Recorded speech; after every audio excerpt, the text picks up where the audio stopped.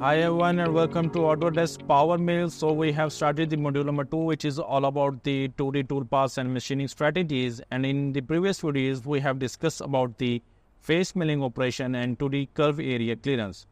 So now we are going to start the 2D curve profile. So let's get started. So here I have already opened the Autodesk PowerMill, and what we need is we need to create a 2D geometry. So for 2D geometry, I'm going to go to this pattern command and just create a curve editor. Or what I'm going to say that I'm going to create a pattern and name this as a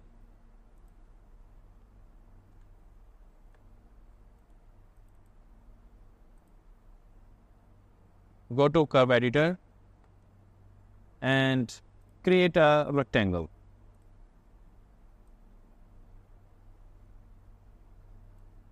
Okay.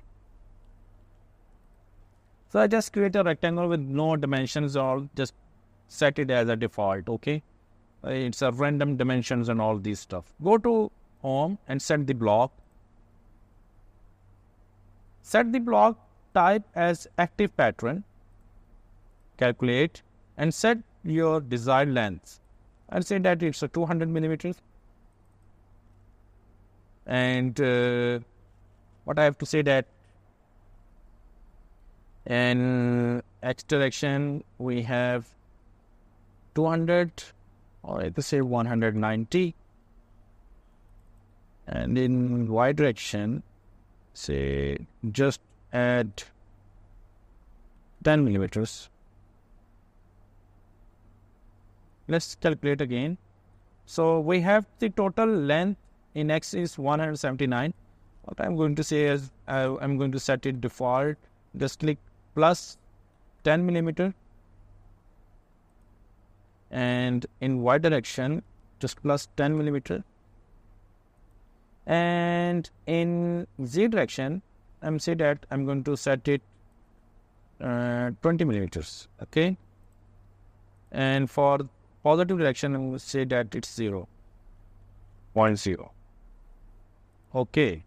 So we have a block, and block is according to the curve profile which we have created, rectangular curve profile, and the curve profile, the block is extended 10 millimeter in X direction and Y direction, and in Z direction we have only 20 millimeters.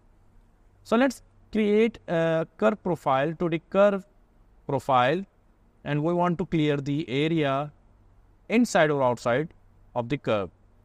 So let's see what is 2D curve area.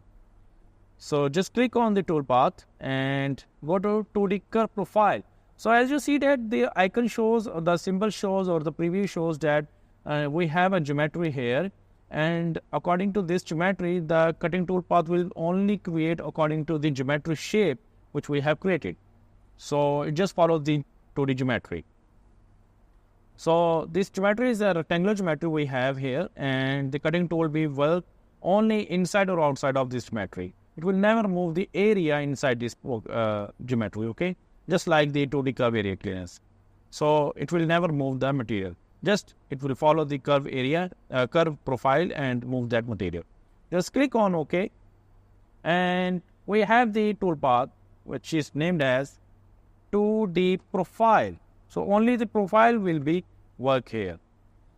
So we have the work plane already set it, block set it, tool. Yes, we need to set the tool. Click on the end mill, and what I'm going to do is I'm going to set the tool 10 millimeter.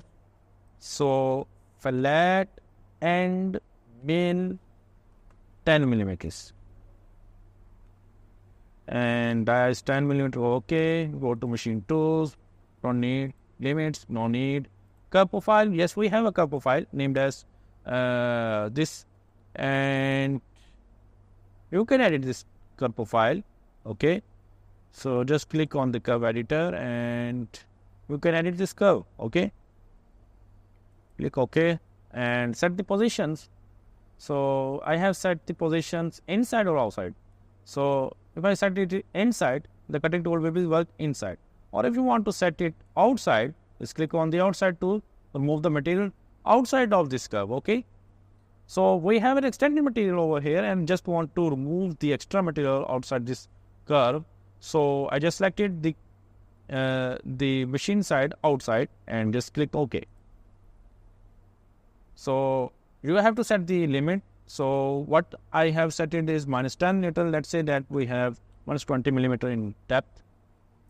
Direction is climbing. OK. Go to cut distance.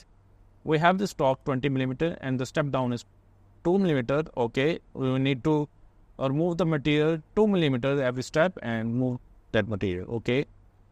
And step over is 5 millimeter. Let's say that is 5 millimeter step over. Just go and you need to change any settings. Just go to feed and speeds and set the spindle speed. I'll say that 6000 RPM and the cutting speed rate is 2500. Plunge rate is 250. OK. And just click on the calculate.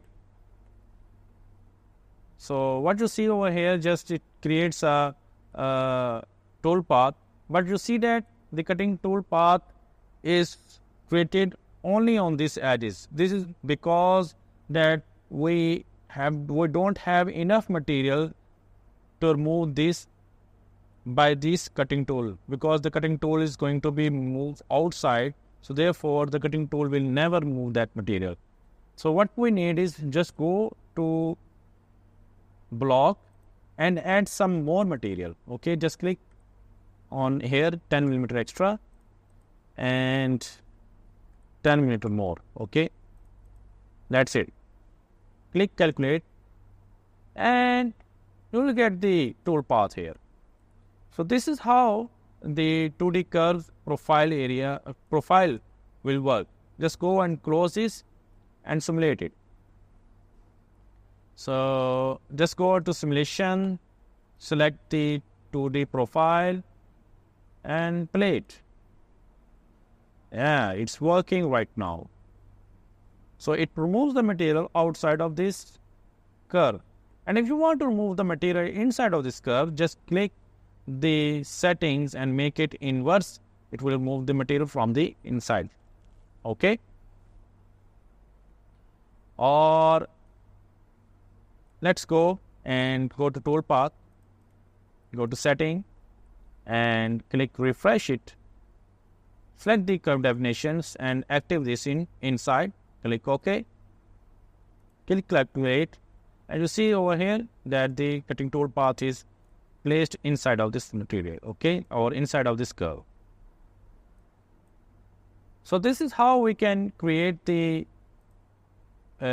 operation. We can say that the 2D profile area or 2D profile machining strategy in a simple way.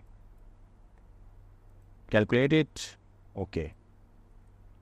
So further, as you see that it takes plunges all the way in every step. Let's do and set the settings. Go to settings again and say that the links should be straight down, or we can say that step down and schemic. So go check enable, uncheck, click calculate and close. So let's see how it looks like. So it takes this step down every time over here. OK, never goes up down. So it will take continuous type of machining. Or go to toolpath, edit, and I'm going to select it order. So just select it alternative directions and see how it looks like. Go to simulation, click the 2D profile, click play. As you see that it works in two-way direction. OK, climb milling and conventional milling both way. So this is how it looks like, and this is how we can move the material. Go to view mill setting, click on, go to beginning, let's click and play this.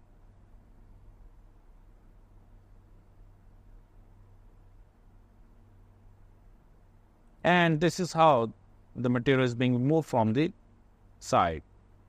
So hope you enjoy this video, and hope you enjoy and you learn how we can create a 2D profile, or we can say that 2D curve profile in PowerMill, Autodesk PowerMill, and how we can create a 2D profile strategy. So stay tuned for more videos. Thank you very much.